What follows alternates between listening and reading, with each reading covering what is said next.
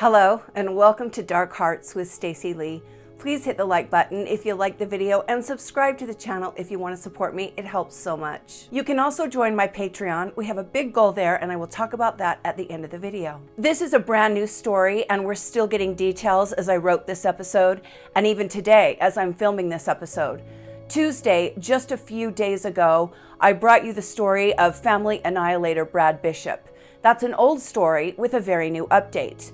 Now I'm going to bring you this very current story of another family annihilator, and we're going to kind of compare not only these two men, the things they have in common, but the things that they have in common with other family annihilators. We're going to compare and contrast them with other men like John List, Michael Haight, Chris Watts. I don't have to tell you how disturbing it is every time we hear of a family annihilator. That's obvious. We all know it's terribly disturbing. I am more and more interested in the conversation about why this happens. I've said this a lot recently, but that's because it's really getting under my skin. We are seeing a very disturbing uptick on social media of men who openly hate women. There are thousands of TikTok accounts dedicated to nothing but the hatred of women. It's upsetting. It's gross. And I know good men are as bothered by this increased anti-woman sentiment as women are. I'm going to say something else that some of you might not like. I'm getting really tired of wading through the comments that are basically not all men whenever I post the very real statistics about violence against women. No one is saying that women cannot be abusers too. No one is saying that women are not capable of doing terrible things.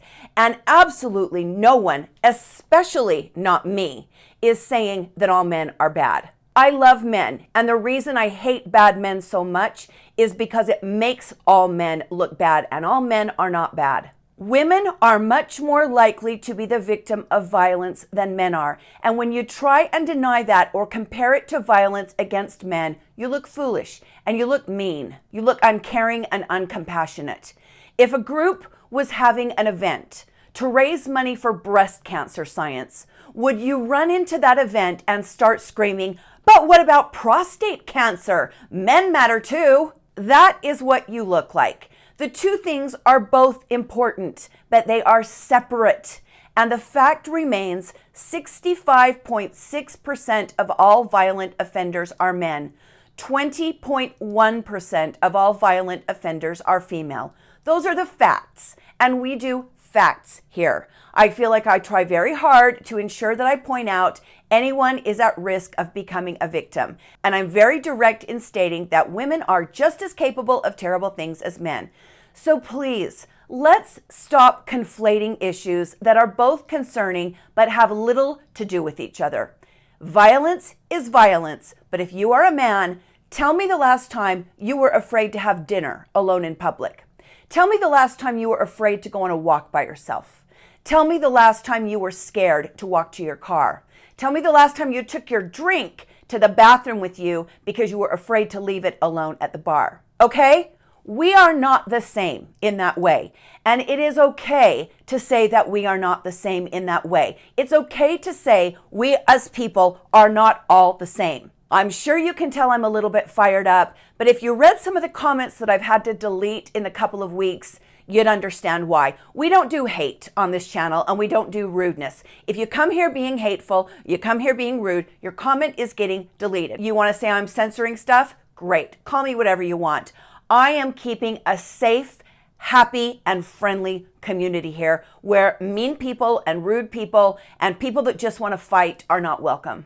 Those are my boundaries. Those are my rules. My bubble, my rules. I watch out for the people in my community, and I do not want them to come to my channel to read mean and hateful comments. So let me put away my mom voice and let's get into this. Women are not usually family annihilators. Women do kill their own children, but rarely do they kill their children and their husband and then disappear or take themselves out. This most recent story is horrifying. I'm always hesitant to cover these stories because this platform is very unpredictable when I do. But this topic matters to me a lot, and I know it matters to most of you.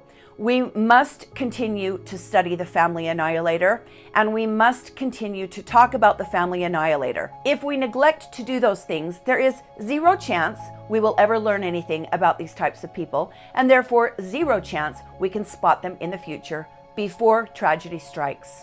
This is the story of the Candy Family Massacre, and I'm your host, Stacy Lee. Not in the best mood today. Let's begin.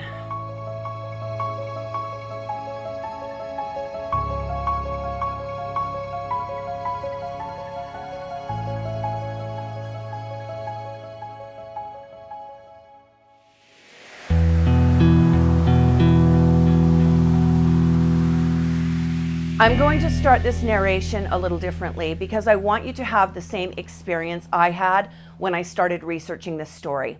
I do a lot of snooping around when I research these newer stories. My process is much different than researching older stories, where the information is either very well documented because the story is very famous, or the story is very poorly documented because I'm trying to dig up obscure stories for you. I approach these stories differently because our lives are different now. We live online. So when I have a newer case like this, I usually start on Facebook and Instagram and TikTok because I want to get to know the people I'm talking about. So when I started to research this story a few days ago, I sat down and I went right to Facebook. I want to show you what I found because I think you'll be just as struck by this as I was. Look at this Facebook feed. This is Jonathan Candy's Facebook photo feed. There are goofy pictures of kids, of home remodel projects, golf outings, eating watermelon on the porch in the sun, an old wedding photo, kids with messy faces. Do you see where I'm going here? This Facebook page and this photo feed could literally belong to any American man. This Facebook feed looks exactly like millions and millions of other accounts. There is absolutely no difference at all. To look at this family is to look at millions of families in America. We all take the same photos and we want to memorialize the same types of days. You guys probably get sick of hearing me say this, but at our cores, we are very, very much alike. So as I'm sitting there scrolling through this very ordinary Facebook feed, looking at this cute young family and the photos that could belong in any family album, I suddenly remember why I'm scrolling through this Facebook feed. And I get this sinking feeling in the pit of my stomach, and I realize all these people are dead. They're all dead but one, and they're dead at the hands of the man who was supposed to love and protect them, to cherish them more than anything in this world, their father, their husband. This is Jonathan Candy of Yukon, Oklahoma. He was 42 years old at the time of the events that occurred just days ago. Jonathan worked at the Paycom Center, which is the area's large arena for concerts and sporting events. He worked there as a part-time employee. It is currently basketball season, and Jonathan had been working the recent NBA games, the home games for the Oklahoma City Thunder. Jonathan graduated from Bishop McGinnis Catholic High School, and then he married this woman, Lindsay Terry, who grew up in Prague, Oklahoma. I went through Lindsay's Facebook page as well. Same thing as Jonathan's, only because she is the victim, I'm choosing not to share her feed in this video. Jonathan and Lindsay have very similar feeds. I don't know, you guys tell me if I'm wrong on this. The perpetrator, I feel like, is kind of fair game. The victims, I'm not always comfortable sharing their social media and their information. Maybe that's me, I don't know. Jonathan and Lindsay went on Vegas trips. They took photos going out to dinner. They took photos of their kids.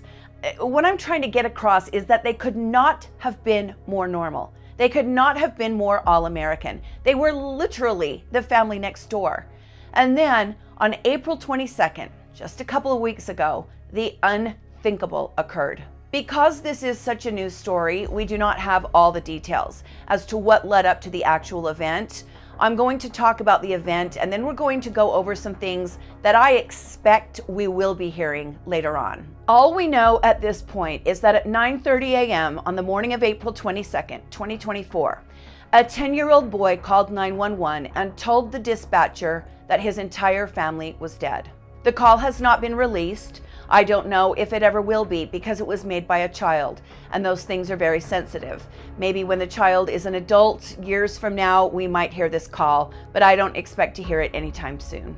Police arrive at the home near Southwest 29th Street and Czech Hall Road, and they make entry. Inside, they find a massacre. 39-year-old Lindsay Candy has been shot and killed. 18-year-old Dylan Candy, 14-year-old Ethan Candy, and 12-year-old Lucas Candy met the same fate. 42-year-old Jonathan Candy is also dead on the floor of the family home from a self-inflicted gunshot wound. The surviving 10-year-old child, also a boy, the family had 4 boys, was upstairs in his room sleeping, and he slept with a box fan running. Those box fans, as I'm sure you know, put out a lot of noise. But also, kids that age can sleep through anything. Fortunately, I guess this one did. Right now, we have absolutely no idea why this child was left alive. In fact, we know very little right now. The police have stated that there was some kind of an argument between Jonathan and Lindsay. How they know that, we do not yet know. We also know that the police have never, not one time, been called to the home. Not for an argument, not for a neighbor dispute, not for anything. Honestly, that does not surprise me. This is something we're going to go over when we do our comparisons, but there was absolutely no history of police activity in the home. Unclear what made him want to go through the home, killing the children, but make no mistake about it, what happened in that residence was nothing short of a massacre. Developments on the quadruple murder-suicide case out of Yukon. Oklahoma City police say a husband and father shot and killed his wife and their 3 sons, leaving their 10-year-old son alive and unharmed. Investigators say that the child called police Monday morning after finding their parents and brothers dead inside their home near Southwest 29th Street and South Czech Hall Road. This morning, police say that their biggest question is, why did Jonathan Candy decide to do this? We have no calls to that residence regarding any type of domestic abuse. We have no history from them in our system showing any type of domestic problems being reported to us. So that's something that we're going to talk to friends and family and see if they may know something. Police say that the 10-year-old was placed with relatives as this investigation continues. To say that area residents were stunned would be an understatement. Like I said, this was the all-American family. I couldn't tell from Lindsay's page what she did for a living, if she worked outside the home, but there were a lot of photos of an event where school kids got together and made signs and wrote on the sidewalks with chalk saying how much they loved and appreciated their teachers. So if Lindsay wasn't a teacher, it appears that she was very involved in her school kids' lives. She was the typical suburban mom. No one saw this coming. They were not closed off from the neighborhood. She, like I said, she didn't come out here and mingle with up here because, you know, we're in our late 60s, they're in their 40s. But John, he was out. He liked talking. I mean, I already miss him. I just sat here thinking, I can't imagine that nothing's going to be there for a long time. As kids, you know, as a matter of fact, it was just a week or so ago, Scout got out and you want me to go get him for you? I said, oh, I got him, and then they come over and petted him and then went right back to playing again out in this, you know, in their yard. Now, I want to talk about some similarities and some differences in Family Annihilators as we continue to try and study these criminals and these events. The first thing I notice about Jonathan Candy is that he does not appear to be a super high achiever like most of the Family Annihilators we see. In fact, if he was only working a part-time job at the Paycom Center when these events took place, I really don't have any idea how the family would be getting by. Now, I want to be clear, it could come out that he had additional work to that. He was doing something besides that. But if that was the only source of income, it is very obvious that money would be an issue. Those part-time jobs are not well-paying jobs.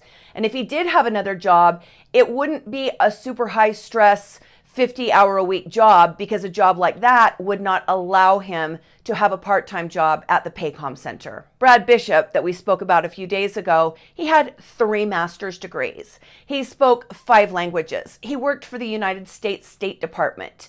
John List, for example, was a high-paid banker. I believe even the vice president of a bank at one time, until he lost his job and started lying to his family about still being employed. Michael Haight, from my hometown of Cedar City, Utah, owned an insurance company, and he was his own boss and the son of a very well-known dentist. He had recently built a big, beautiful home in Enoch, Utah, and he had lots and lots of clients who thought very highly of him. Anthony Todd in Florida. We actually went to his house in Florida on one of my travel episodes. That'll be on my playlist, Dining with Death. I think it's called Celebration Florida. Anthony was a very popular physical therapist with a huge clientele. Alex Murdaugh, for example, was a high-powered attorney with a legacy of legal geniuses in his family. All of these men, all of these family annihilators had very important jobs that are seen as prestigious to some degree. And all of them wanted to be seen as men who were contributing something of value and importance to the world. I am not so sure Jonathan Candy is going to fit into this category.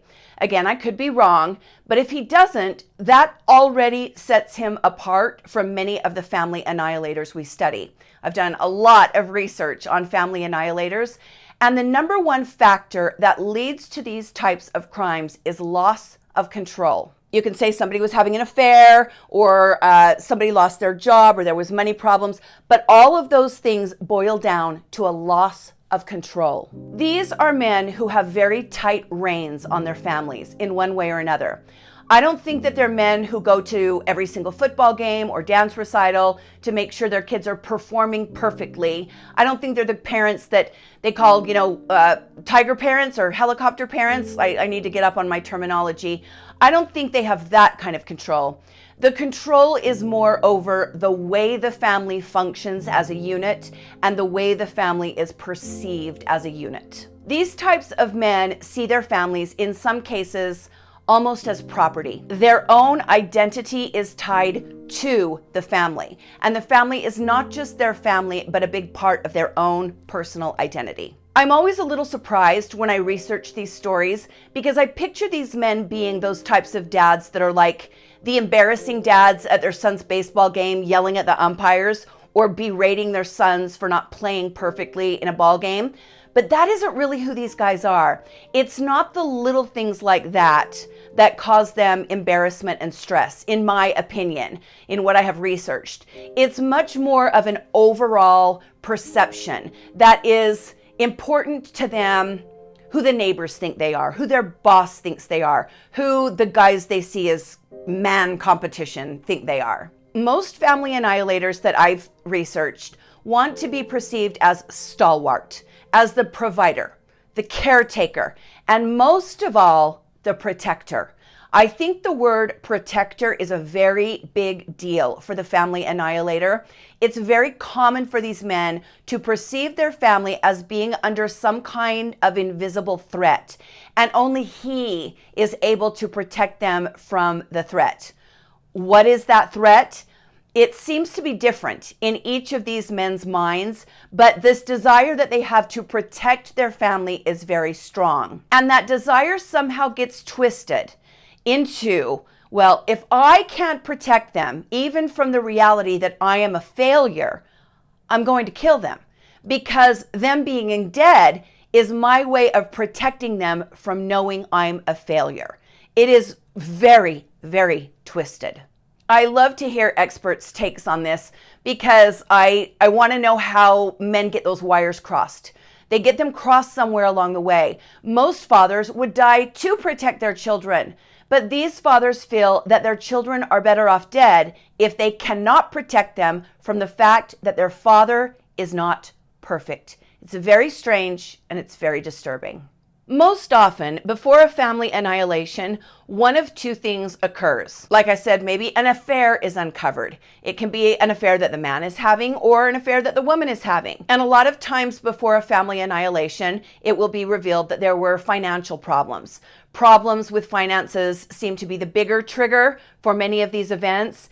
And what we just talked about, you can see why. If the man sees himself as the family protector, the umbrella under which the entire family stands for protection perfection, what is the one sure thing that is going to strip that illusion away? What is the one thing we expect men to do? Make a living and support their families. So if he cannot even do that, the most basic thing that so many other men do, he is a failure in his eyes, and he must protect his children from that. Now, a big part of this discussion also needs to be about what is wrong with the way we perceive men and the pressure we put on them without giving them an emotional outlet. Not all men need to go to college. Not all men need to work 60 hours a week until they're half in the grave. And we have got to stop drilling into boys' heads and into men's heads that they're worth less if they don't have a high-powered job that looks to be or is considered prestigious. Some men like working with their hands. My husband has a bachelor's degree in political science and 2 extra years of college. This was in the early 90s. He was like going to go to law school. He saw everybody graduating from law school and moving furniture because they couldn't get a job in a law firm. So he finished out his AAA tennis career and did not go to law school. And he has spent his life building houses. He likes building things. He likes working with his hands. He's been very successful at it. We have got to stop pressuring men to believe that if they have this job, they're up here. And if they have this job, they're down here. It's asinine, frankly, and that's why this is such an important conversation. What else do family annihilators have in common? They have a stronger need for power than many other men, and they usually don't have the power they want. Now, power and control are related, but not the same thing. Power is the ability to choose what you want. Power is the ability to decide. And when I study these family annihilators, it's very common for something to occur in their lives that makes them feel powerless. Brad Bishop didn't get the promotion he wanted. He felt powerless to change that. John List lost his high-paying job and couldn't find another one. He felt powerless in that regard. Michael Haight's wife was leaving him. He couldn't make her stay. That made him feel powerless. So again, power is a very important thing to these guys. We will have to wait and see what comes out. But if Jonathan Candy was working at a part-time job at an arena, there were going to be financial problems, and he may have felt powerless to change that. If Lindsay was unhappy in the marriage or unhappy with Jonathan's performance as a provider, he may have felt powerless about that. Now I'm going to jump from the more factual side of things to the emotional side of things. I looked at a lot of photos of Jonathan Candy while I was researching this story. In not one of those photos did I see a happy man. I kind of hate it when people say things like what I just said, because no one ever knows how another person feels. We are all fully aware that some people look happy and they're not, but there is something about Jonathan Candy. He just doesn't look like a happy person to me. And I know that's a judgment. I'm aware of that. I think this photo of him on the floor with Lindsay is the only photo that I saw where he looks truly happy. And that's also a very old photo, like 10 or 11 years. He also looks happy in some of the photos when he's younger, but the more recent photos of him, there just seems to be a sadness there. People describe Jonathan as goofy. In fact, I probably read that word, goofy, more times while researching this story than I have read it in years. That was the universal word to describe Jonathan Candy, goofy. Sometimes people who are goofy are masking unhappiness. I think we all know that, and I think there's no better example of that than Robin Williams. I think goofy means something a little different to everybody. To me, goofy means that you're a little bit of a dork, a little bit off, kind of not always self-aware. I realize it can also mean that you crack jokes and play pranks, so we'll have to wait to see what comes forward. We've talked about Jonathan and about Lindsay, and we've done some comparing between Jonathan and other family annihilators, but I also want to talk about the kids. Obviously, we've got this 10-year-old kid this kid is going to need all the love, all the therapy, all the counseling, all the support.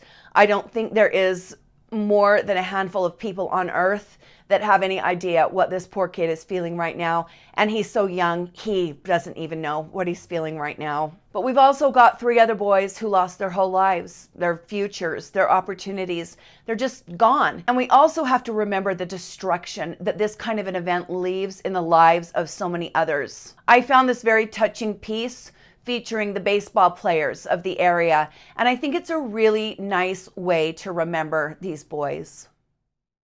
Adam and Wendy, just this afternoon, Ethan's friends, teammates, and coaches gathered here to share the story of a beloved team player from a loving family.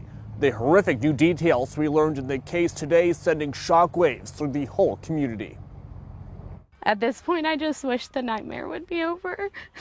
I wish it was all a bad dream and that we would wake up and that they would still be here. A nightmare no one saw coming. Police say Jonathan Candy shot and killed his wife, Lindsay, after a fight. The husband and father then hunted down and killed 3 of their 4 children, 18-year-old Dylan, 14-year-old Ethan, and 12-year-old Lucas at their home near Southwest 29th and Check Hall Road. Friend Rhonda Armstrong recalls her first moments after seeing the news. I had to see it for myself. I kept asking Cooper to please snap and text Ethan, and has he seen Ethan today? Has he talked to him? And I was calling Lindsay and I was messaging Dylan and nobody would respond. Here are pictures Armstrong shared showing Ethan, her son's best friend. Friends say the boy was funny, goofy, and an outstanding team player. They were your all-American family. This is something, I mean, I could live 100,000 lifetimes and never expect this out of that. I could have never imagined that ever in my whole entire life, you know? And I'm still in shock. Teammates of Ethan's from the Wolfpack and the Misfits banding together as these teens deal with unimaginable pain. So many questions remain unanswered, such as why Jonathan did what he did and whether it was spontaneous or pre-planned.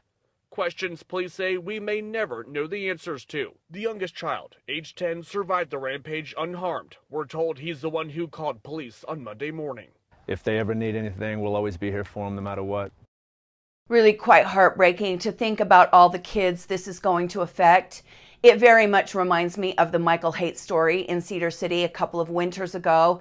He had a child in every single school, like through all the age ranges. So at every school in my hometown, there were kids that were affected by that family annihilation. The kids in that video will be affected the same way.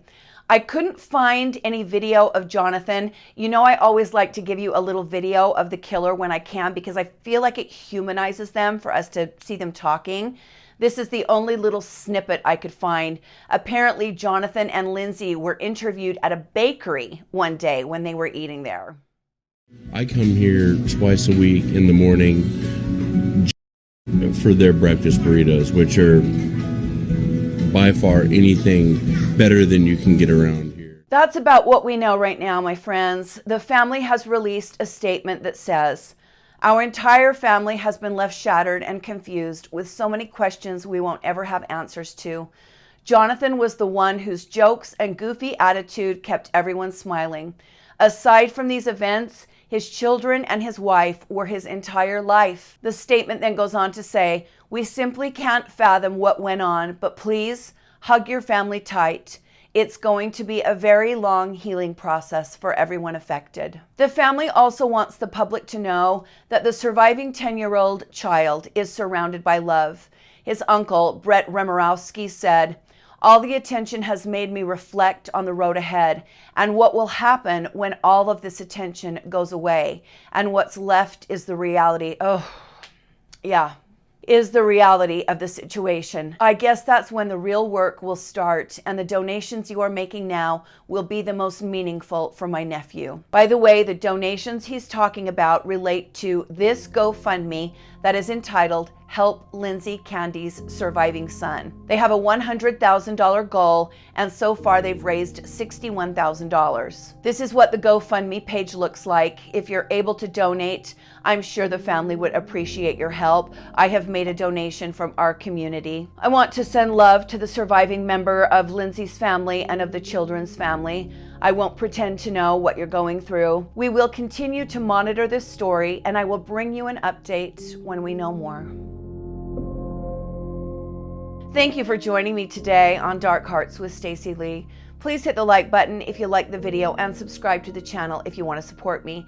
You can also join my Patreon and give a few dollars a month to keep the episodes coming. We are also in the midst of a fundraiser. This is the thumbnail on this channel. If you watch this video, it will tell you all the details about the fundraiser. We are raising money to donate to police departments that have cold case DNA in storage that's never been tested.